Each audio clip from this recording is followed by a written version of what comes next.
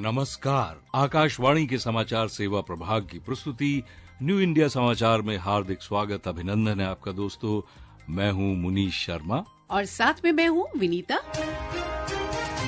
दोस्तों, आज हम आपके समक्ष 16 से 30 अप्रैल का अंक लेकर हाजिर हुए हैं। दोस्तों, आज सामान्य से सामान्य नागरिक को हवाई यात्रा की सुविधा मिल रही है। उड़ान सिर्फ एक योजना नहीं है, बल्कि एक आंदोलन है जिसका उद्देश्य हर भारतीय के लिए हवाई यात्रा को सुगम बनाना है। उड़ान योजना ने भारत के विमानन क्षेत्र को बढ़ावा दिया है। अब भारत का लक्ष्य लीडिंग एविएशन हब बनने के साथ एक ऐसे भविष्य का निर्माण करना है जहां आसमान सबके लिए खुला हो, जहां दुनिया के हर व्यक्ति का उड़ने का सपना पूरा हो। इस 27 अप्रैल यानी आज ही उड़ान यात्रा की शुरुआत के 8 वर्ष पूरे हो रहे हैं और इसी संदर्भ में विमानन क्षेत्र में बीते एक दशक में हुए परिवर्तनकारी सुधार पर ही इस बार के अंक की आवरण कथा है। इसलिए कार्यक्रम को आगे बढ़ाने से पहले आइए सुनते हैं विमानन क्षेत्र में क्रांतिकारी परिवर्तन पर प्रधानमंत्री नरेंद्र मोदी के ये विचार। साथियों, आजादी से लेकर 2014 तक देश में छोटे बड़े एयरपोर्ट सिर्फ 70 थे, 70। ज्यादातर सिर्फ बड़े शहरों में हवाई यात्रा की व्यवस्था थी। लेकिन हमने हवाई यात्रा को देश के छोटे छोटे शहरों तक पहुंचाने का बीड़ा उठाया। इसके लिए हमने 2 स्तर पर काम किया। पहला, हमने देश भर में एयरपोर्ट के नेटवर्क का विस्तार किया। दूसरा, उड़ान योजना के जरिए सामान्य मानवी को भी हवाई जहाज में उड़ने का अवसर मिला। इन प्रयासों का अभूतपूर्व परिणाम आया है। बीते 8 वर्षों में देश में करीब 72 नए एयरपोर्ट तैयार किए गए हैं। अब सोचिए, आजादी के बाद 70 साल में 70 के आसपास एयरपोर्ट और इन दिनों 7-8 साल में नए और 70 एयरपोर्ट, यानी अब भारत में एयरपोर्ट्स की संख्या 2 गुनी हो चुकी है।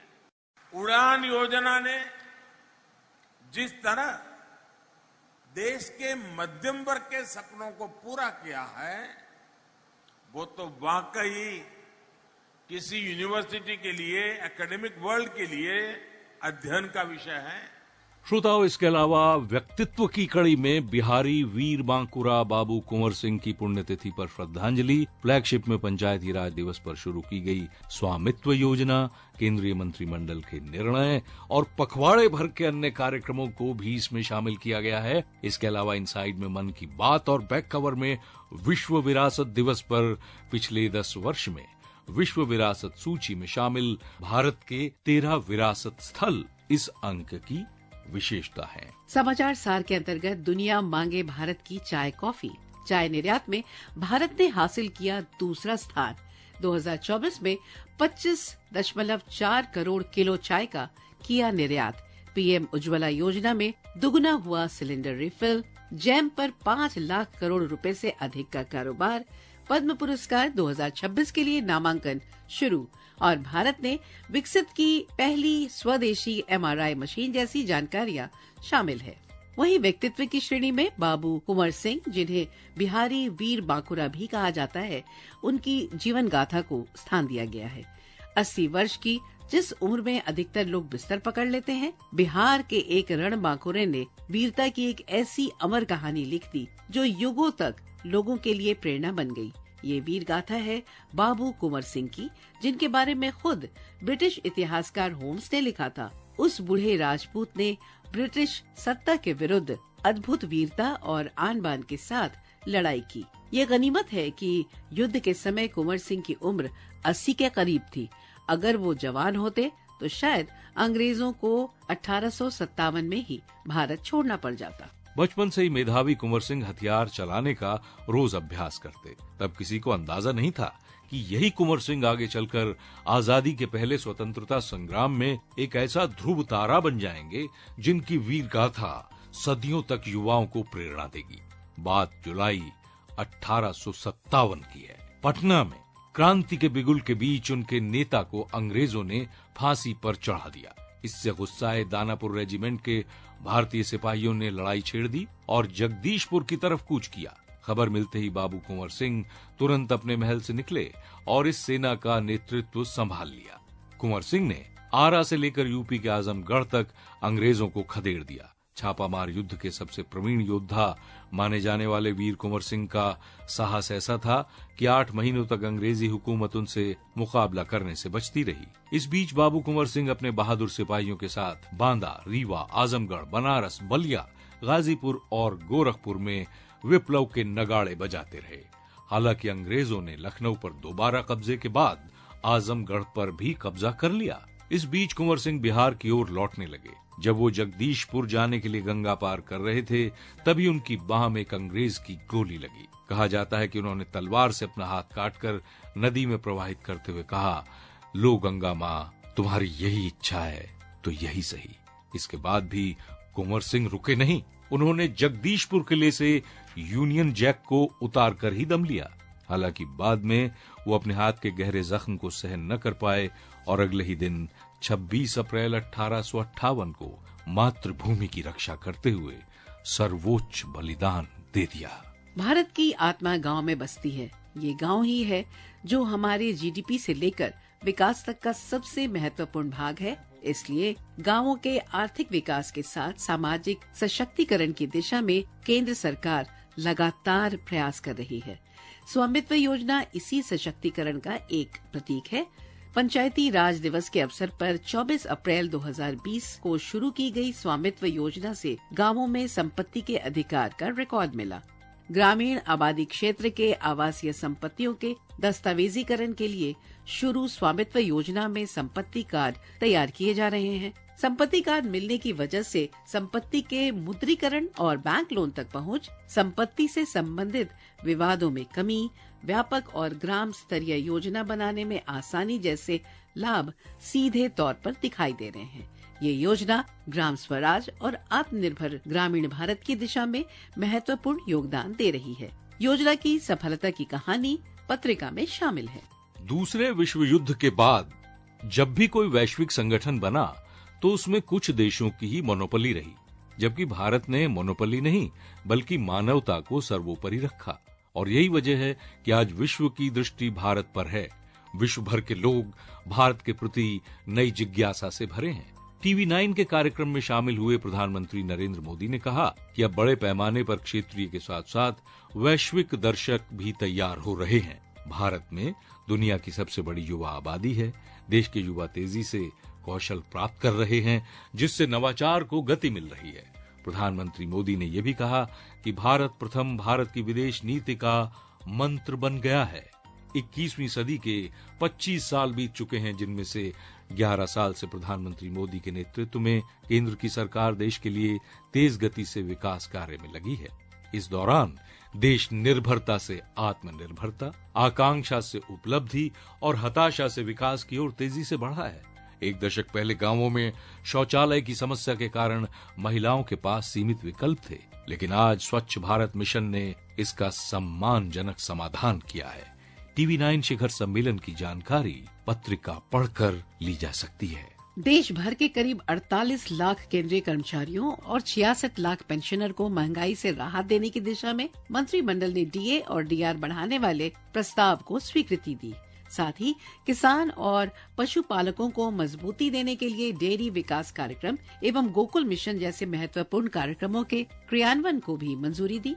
केंद्रीय मंत्रिमंडल ने केंद्रीय कर्मचारियों को महंगाई भत्ता डीए और पेंशन भोगियों को महंगाई राहत डीआर की जो अतिरिक्त किस्त जारी करने की मंजूरी दी है, वो 1 जनवरी 2025 से लागू होगा। ये मूल वेतन पेंशन के 53% की मौजूदा दर में 2% की वृद्धि है, यानी महंगाई की भरपाई की जा सके। इससे लगभग 48.66 लाख केंद्र सरकार के कर्मचारियों और 66.55 लाख पेंशन भोगियों को लाभ होगा। ये वृद्धि 7वें केंद्रीय वेतन आयोग की सिफारिशों पर आधारित स्वीकृत फॉर्मूले के अनुसार है। केंद्रीय मंत्रिमंडल के सभी निर्णयों की जानकारी पत्रिका में विस्तार से पढ़ी जा सकती है। गौ रक्षा और प्रकृति के प्रति प्रेम की प्रतिबद्धता रखने वाले गुजरात के भरवाड़ समाज ने अपनी विरासत और परंपराओं को संरक्षित रखते हुए आधुनिकता को अपनाया है। कड़ी मेहनत, निरंतर प्रगति और सहनशीलता की बदौलत ये समाज कलम और कंप्यूटर के साथ आगे बढ़ रहा है। परंपराओं को कायम रखने के लिए भरवाड़ समाज द्वारा आयोजित एक धार्मिक कार्यक्रम में प्रधानमंत्री नरेंद्र मोदी ने की आधुनिकता और परंपरा के सामंजस्य के लिए भरवाड़ समाज की सराहना। भरवाड़ समुदाय को सच्ची दिशा और असीम प्रेरणा देता है। इस अवसर पर पीएम मोदी ने समुदाय से अपने मवेशियों के लिए नियमित टीकाकरण सुनिश्चित करने का भी आग्रह किया। पशुपालकों के लिए किसान क्रेडिट कार्ड की शुरुआत का जिक्र भी उन्होंने किया। इस कार्ड से व्यवसाय के विस्तार के लिए कम ब्याज वाले ऋण प्राप्त करने में उन्हें मदद मिलेगी। पीएम मोदी ने भरवाड़ समुदाय से इस योजना का लाभ उठाने का आग्रह किया और पौधारोपण के महत्व को देखते हुए उन्होंने समुदाय से अपनी माता के सम्मान में वृक्ष लगाने के लिए उन्हें प्रोत्साहित किया तो प्राकृतिक खेती के महत्व पर भी बल दिया। साथ ही भूमि को फिर से जीवंत करने के लिए इस प्रथा को अपनाने का आग्रह किया। कार्यक्रम की जानकारी हमारी इस पत्रिका में शामिल है। भारत सरकार क्रिएटिविटी की नई विधाओं पर काम कर रही है। इसी कड़ी में केंद्रीय सूचना एवं प्रसारण मंत्रालय के world audio visual entertainment summit waves 2025 की तैयारी में कार्यक्रमों की शुरुआत की है, जो मीडिया और मनोरंजन क्षेत्र में स्टार्टअप को वित्त पोषण और राष्ट्रीय स्तर पर पहचान दिलाने का एक प्रमुख पहल है। Internet and mobile association of India IAMAI के सहयोग से वेव्स 2025 1 से 4 मई 2025 तक मुंबई के जियो वर्ल्ड कन्वेंशन सेंटर में आयोजित किया जाएगा। अगर आप उद्योग के पेशेवर, निवेशक, निर्माता या नवप्रवर्तक हैं, तो विश्व ऑडियो विजुअल और मनोरंजन शिखर सम्मेलन वेव्स मीडिया एवं मनोरंजन क्षेत्र से जुड़ने, सहयोग करने, इनोवेशन करने और योगदान देने के लिए आपको सर्वोत्तम वैश्विक मंच प्रदान करेगा। वेव्स भारत की रचनात्मक शक्ति को बढ़ाने के लिए तैयार है, जिससे इसकी स्थिति कंटेंट निर्माण, बौद्धिक संपदा और तकनीकी नवाचार केंद्र के रूप में मजबूत होगी। फोकस में आने वाले उद्योग और क्षेत्र में प्रसारण, print media, television, radio, film, animation, visual effect, gaming, comics, ध्वनि और संगीत, विज्ञापन, digital media, social media platform, generative AI, augmented reality, virtual reality और एक्सटेंडेड रियलिटी XR शामिल है।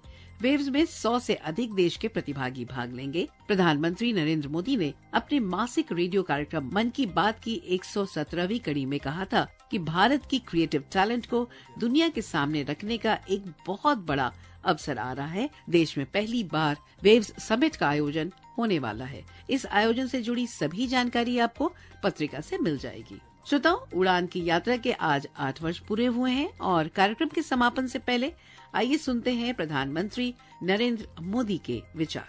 मुझे याद है कि जब मैंने पहली बार कहा कि मैं हवाई चप्पल पहनने वालों को हवाई यात्रा कराना चाहता हूं, तो एक स्वाभाविक सा रिएक्शन था कि ये भारत में कैसे संभव है। लेकिन हम आगे बढ़े और उड़ान योजना शुरू हुई। आज उड़ान को 8 साल पूरे हो चुके हैं। उड़ान के तहत हमने 2 पिलर्स पर काम किया। एक टियर 2, टियर 3 शहरों में एयरपोर्ट्स का नया नेटवर्क बनाया और दूसरा एयर ट्रैवल को अफोर्डेबल बनाया, सबकी पहुंच में लाई। उड़ान योजना के तहत करीब 3 लाख फ्लाइट्स उड़ान भर चुकी हैं। इनमें 1.5 करोड़ आम नागरिक सफर कर चुके हैं। श्रोताओं, समय की बाध्यता को ध्यान में रखते हुए आज बस इतना ही। इस पाक्षिक पत्रिका की हर प्रति आप हमारी वेबसाइट पर देख सकते हैं, जिसका पता है newindiasamaachar.pib.gov.in, जहां आप सभी समाचारों को विस्तार से पढ़ सकते हैं और उनको डाउनलोड भी कर सकते हैं। दोस्तों, डिजिटल और प्रिंट में ये पत्रिका देश ही नहीं बल्कि विदेशों में भी अपनी खास पहचान बना चुकी है और इसका एक्स हैंडल है NISPIB इंडिया। इसके अलावा आप हमें response-nis@pib.gov.in पर ईमेल के जरिए अपने वो सुझाव भी भेज सकते हैं जिनका हमें रहता है हमेशा बेताबी से इंतजार। दोस्तों, मैं हूँ मुनीश शर्मा और मैं विनीता। दीजिए इजाजत। नमस्कार।